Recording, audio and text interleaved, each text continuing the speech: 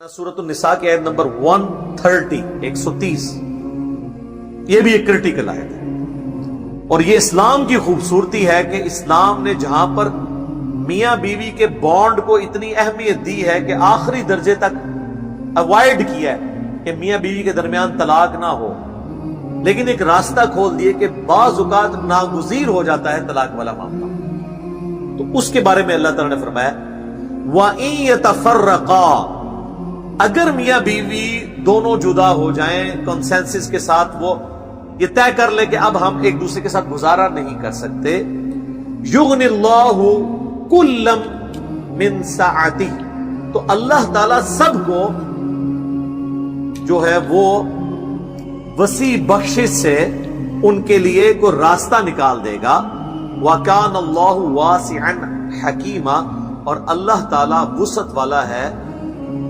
اور حکمت والا ہے۔ یعنی اگر میاں بیوی کسی معاملے میں الگ ہو جاتے ہیں تو اللہ تعالیٰ دونوں کے لیے کوئی راہ نکال دے گا، یعنی اس بیوی کو کوئی نیا اچھا شوہر دے دے گا اور اس شوہر کو کوئی نئی اچھی بیوی مل جائے گی۔ یعنی اگر یہ نظر آ رہا ہے کہ رشتہ نبھنے والا نہیں ہے تو زبردستی وہ رشتہ آپ نے نبھانا نہیں ہے، اور ہمارے معاشرے میں یہی ہوتا ہے، اکثر آپ سنتے ہیں نا 20 سال بعد طلاق ہوگی، 30 سال بعد طلاق ہوگی، کیوں؟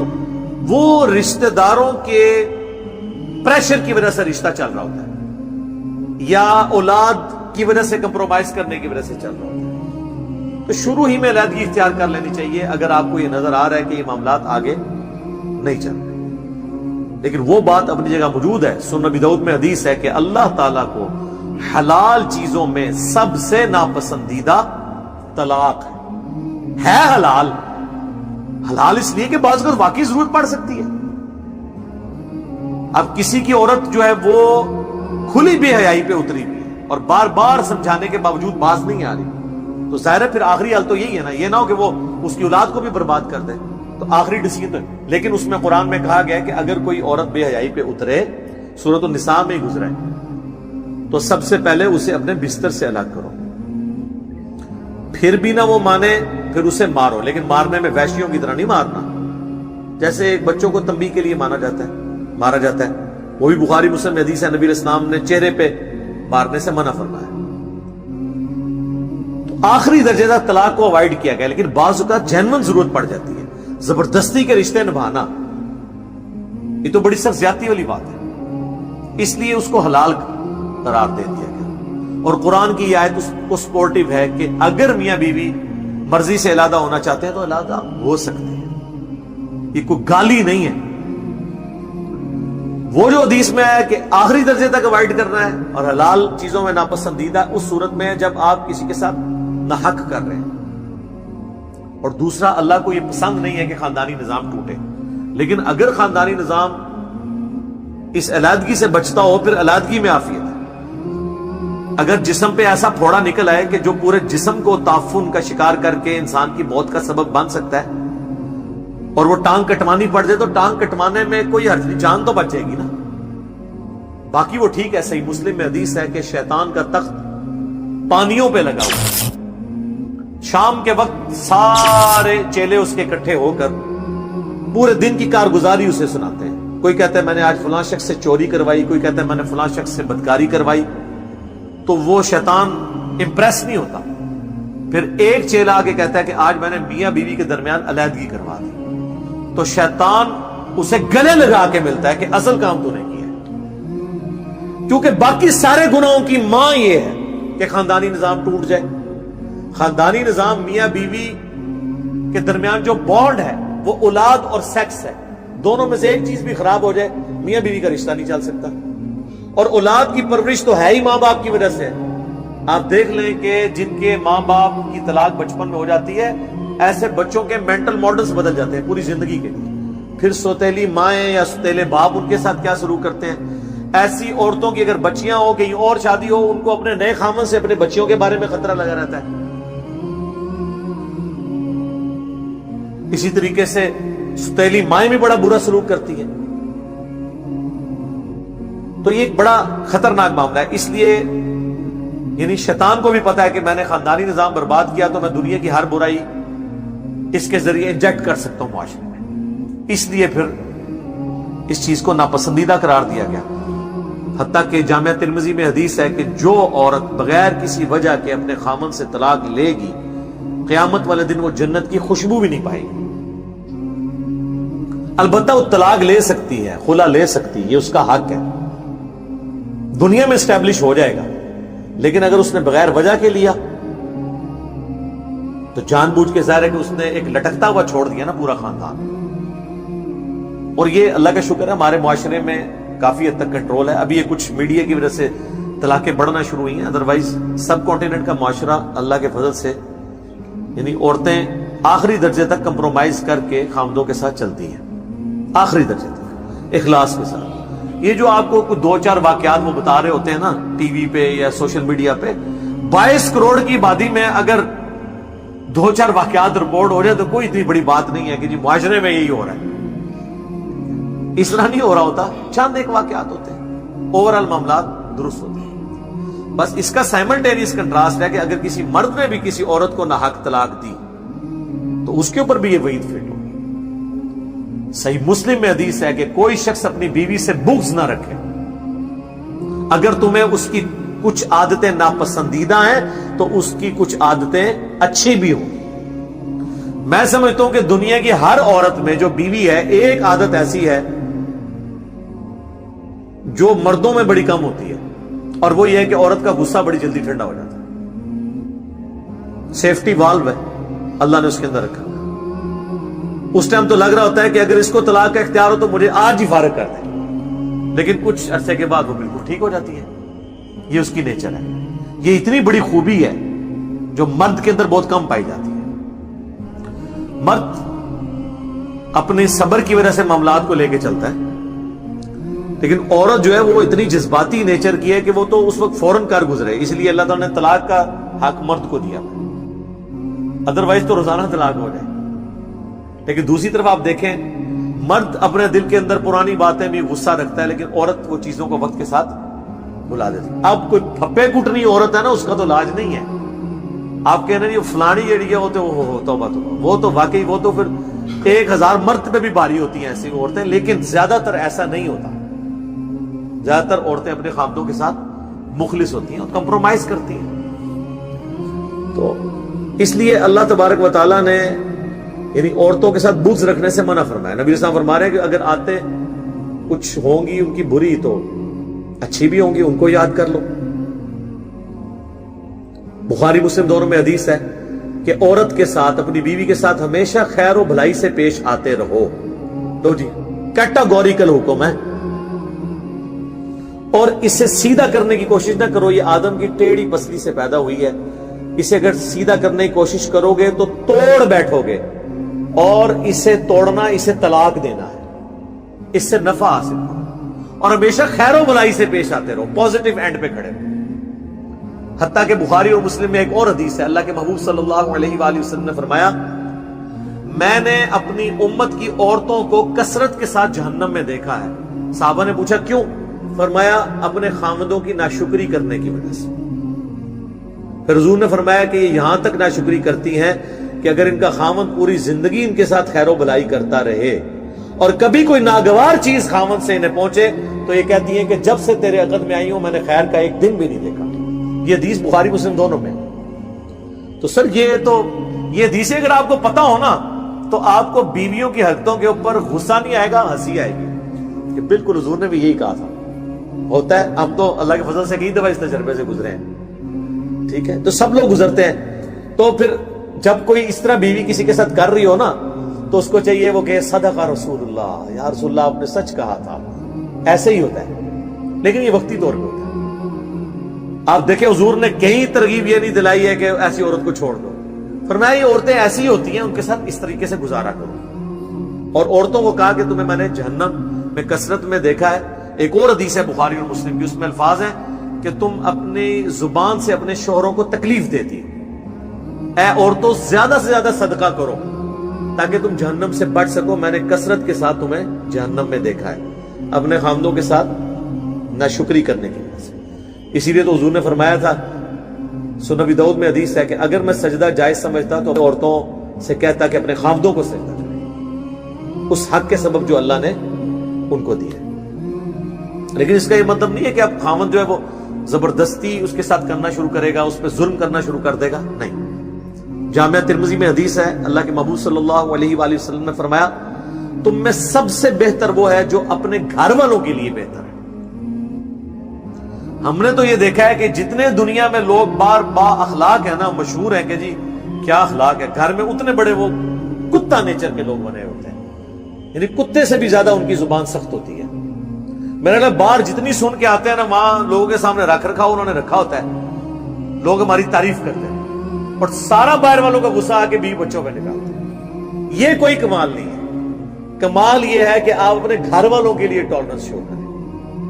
یہ مشکل کام ہے اور انسان اپنے گھر میں ہی پتہ چلتا ہے, جب اپنے بیوی بچوں کے ساتھ کیا سلوک ہے تو اس کا کریکٹر وہاں پہ پتہ چلتا ہے کہ وہ کتنا خوش اخلاق ہے, کتنا دین پہ چلنے والا ہے. باہر تو سارا بناوٹی ہوتا ہے نا, لبادے اڑے ہوئے ہوتے ہیں, وہ تو آپ جو مرضی کروا لیں.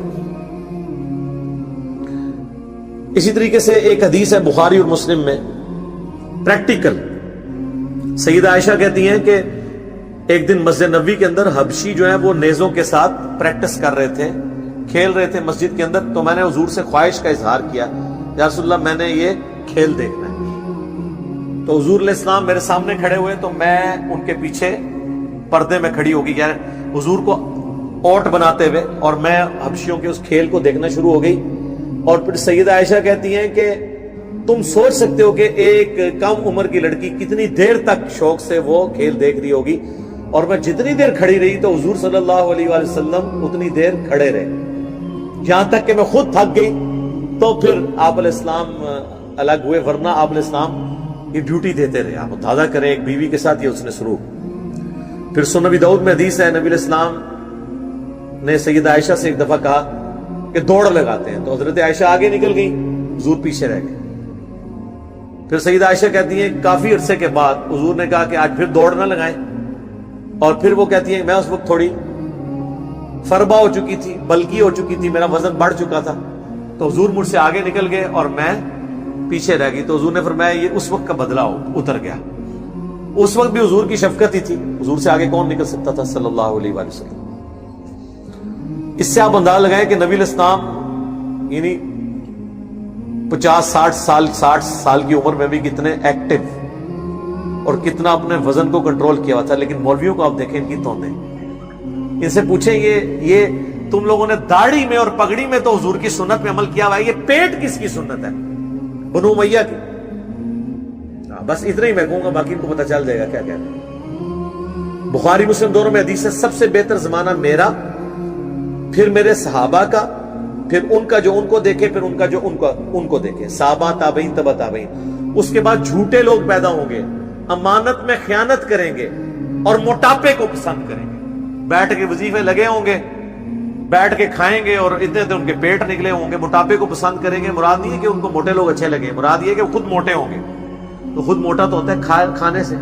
یہ جو لوگ کہتے ہیں نا میں اینا جا کھانا پر کیا کرنا, وزن نہیں کٹتا, جھوٹ مار دینے. کھاتے ہیں وہ زیادہ, کھانا چھوڑے تو وزن آپ کا واپس آ جائے. تو موٹاپے کو پسند کریں گے. اور یہ آپ علماء دیکھ لیں, ان کا پورا کے پورا دین سفید کپڑوں میں, ٹخنوں سے شلوار اوپر کرنے میں, پگڑی باندھنے میں, داڑیوں کی لمبائی میں, زلفیں رکھنے میں, تسبیح پکڑنے میں. ان کو کبھی پوچھیں کہ آپ کہتے ہیں نا سنت کے مطابق گیٹ اپ اڈاپٹ کرنا ہے, تو سنت کے مطابق پیٹ نہیں رکھنا. نبی علیہ السلام کا تو پیٹ نکلا ہوا نہیں تھا, اور آپ تو اس چیز کو ناپسند فرماتے تھے. آپ علماء کو دیکھیں, بعض تو ایسے ہیں جو بڑے سائز کے صوفے پہ بڑی مشکل سے پورے آتے ہیں. یہ جس کرسی پہ میں بیٹھا ہوں نا, تو آپ یہ دیکھ لیں کہ جتنا میں بیٹھا ہوں اتنی جگہ دائیں بائیں خالی ہے ملا کے, وہ تو اس کرسی پہ پورے بھی نہیں آ سکتے. تو اندازہ کریں تو گیٹ اپ میں آپ نے اس چیز کو بھی اڈاپٹ کرنا ہے. بہرحال میں نے یہ ساری اس سے جو ریلیٹڈ چیزیں تھیں وہ بتا دی ہیں کہ بیویوں کے ساتھ اس نے سلوک کرنا ہے. اور اگر خدا نہ خواستہ کبھی کوئی ورسٹ کیس آئے, وہ تو یہاں تک بھی آیا ہے قرآن حکیم میں کہ ایک حکم جو ہے وہ بیوی کی طرف سے اور ایک حکم خامد کی طرف سے بیٹھے گا, یعنی دونوں طرف سے ایک بڑا بیٹھے اور ان کے درمیان صلح صفائی کی کوشش کریں.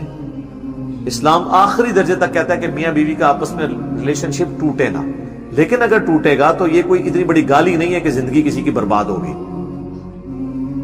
اگلے زمانوں میں گالی اس کو مانا بھی نہیں جاتا تھا. سیدہ اسماء بنت عمیس یہ کن کی بیوی تھی؟ سیدنا جعفر طیار کی، جو غزوہ موطا میں شہید ہوئے تھے، صحیح بخاری میں آتا ہے. یہ ان کی بیوی تھی. وہ غزوہ موطا میں شہید ہوئے تو حضرت ابوبکر صدیق نے شادی کر لی ان سے. حضرت جعفر حضرت علی کے بھائی تھے، یہ حضرت علی کی بھابھی لگتی تھی. تو جعفر شہید ہوئے تو حضرت ابوبکر نے شادی کر لی. بخاری مسلم میں آتا ہے کہ جس سال حضور نے حج کیا اس سال ان سے محمد بن ابی بکر پیدا ہوئے. محمد بن ابی بکر حضرت ابوبکر صدیق کے بیٹے، اور ان کی والدہ کون؟ اسماء بنت عمیس، وہ پیدا ہوئے. پھر جب حضرت ابوبکر صدیق فوت ہو گئے تو حضرت علی نے ان سے شادی کر لی، اسماء بنت عمیس سے. اور پھر محمد بن ابی بکر کی پرورش حضرت علی نے کی. اسی لیے جنگ جمل میں حضرت علی کی طرف تھے حضرت محمد بن ابی بکر، بیٹے حضرت بکر کے تھے، لیکن پرورش چونکہ ان کی والدہ نے ان کے ساتھ نکاح کر لیا تھا. تو آپ دیکھیں اس زمانے میں اس چیز کو کوئی عیب نہیں سمجھا جاتا تھا. حضور علیہ السلام کی بھی ایک بیوی ہے جو کنواری ہے، سیدہ عائشہ. باقی ساری آپ کی بیویاں، 10 بیویاں ان کے علاوہ ٹوٹل 11 اور ایک وقت میں 9، وہ سب کی سب یا طلاق یافتہ ہیں یا بیوی، کنواری کوئی بھی. پہلی شادی انسان کی سب سے 4ویں شادی ہوتی ہے نا، وہ بھی ایک بیوہ عورت ہے. اور ان کی زندگی میں حضور نے دوسری شادی بھی نہیں کی. 24 سال تک کوئی دوسری شادی نہیں کی. یہ آپ کی جتنی شادیاں ہیں نا، یہ آخری 8-10 سال کی ہیں. اس سے پہلے آپ کی ایک ہی شادی ہے. تو اللہ تبارک و تعالیٰ نے خاندانی نظام کو مضبوط کرنے کے لیے اس چیز کے اوپر زور دیا ہے کہ طلاق نہ ہو. لیکن اگر ہو جاتی ہے تو پھر خوش اسلوبی کے ساتھ معاملات کو لے کے چلیں، اللہ تعالیٰ کوئی بہتر راہ نکال دے گا. اسی کو سپورٹیو حدیث ہے صحیح مسلم میں، ام سلمہ سلام اللہ علیہا کہتی ہیں کہ جب ابو سلمہ میرے خامن فوت ہوئے تو میں بڑی دکھی تھی، لیکن حضور نے ایک دعا سکھائی تھی، وہ میں نے پڑھ لی، انا للہ و انا الیہ راجعون. یہ تو سورۃ البقرہ میں بھی حصہ آتا ہے. ہم بھی اللہ کی طرف سے ہیں، ہمیں بھی اللہ کی طرف لوٹ کے جانا ہے. لہذا جو تکلیف آئی وہ بھی الٹیمیٹلی جب ہم نے بھی اللہ کے پاس پہنچ جانا ہے، تو کوئی تکلیف آئے گی تو وہ بھی اینڈ ہو جائے گی، انسان نے خود بھی اینڈ ہو جانا ہے. اللہم اجرنی فی مصیبتی واخلف لی خیرا منہا. اے اللہ اس مصیبت میں مجھے بہتر اجر عطا فرما، اور واخلف لی خیرا منہا، اور میرے لیے اس سے بہتر کوئی اس کا نعم البدل مقرر فرما دے. تو کہتی ہے میں نے حضور سے سنا تھا جو یہ دعا پڑھ لے گا نا، تو جب اسے کوئی تکلیف آئے گی نا تو اس تکلیف میں سے اللہ تعالیٰ اس کے لیے کوئی بہتر خیر نکال دے گا. میں دل میں پھر سوچتی تھی کہ ابو سلمہ سے بہتر خامن مجھے کیسے مل سکتا ہے. دعا تو میں نے پڑھ لی. پھر کہتی ہے جب عدت میری پوری ہوئی تو حضور صلی اللہ علیہ وآلہ وسلم نے پیغام نکاح بھیج دیا. تو میں نے کہا واقعی اللہ تعالیٰ نے مجھے بہتر نعم البدل عطا فرما دیا. ام سلمہ پھر ام المومنین بنی، اور حضور کی بیویوں میں سب سے آخر میں یہ فوت ہوئی ہیں. واقعہ کربلا کے بھی 2 سال کے بعد یہ فوت ہوئی ہیں، 63 ہجری کے اندر. یعنی نبی علیہ السلام کے بعد یہ آلموسٹ 52 سال تک زندہ رہی ہیں ام سلمہ سلام اللہ علیہا. تو یہ دعا بھی ضرور یاد کریں جب بھی کوئی تکلیف کوئی چھوٹی بڑی آئے. انا للہ و انا الیہ راجعون، اللہم اجرنی فی مصیبتی واخلف لی خیرا منہا. تو انشاءاللہ تعالیٰ اللہ تعالیٰ اس کا بہتر کوئی اجر کو نعم البدل عطا فرما دے گا انشاءاللہ تعالیٰ. اور میں نے تو اپنی زندگی میں پریکٹیکلی اس دعا کو کئی دفعہ چیک کیا ہے کہ اللہ تعالیٰ بہتری عطا فرما دیتا ہے. انسان اللہ کے ساتھ جڑا رہے تو انشاءاللہ خیر ہی خیر ہے انشاءاللہ تعالیٰ. پھری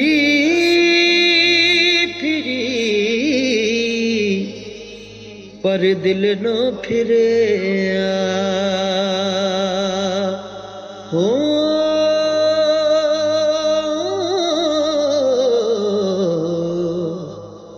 رہنا کی تسبیح ہتھ پھڑ کے ہو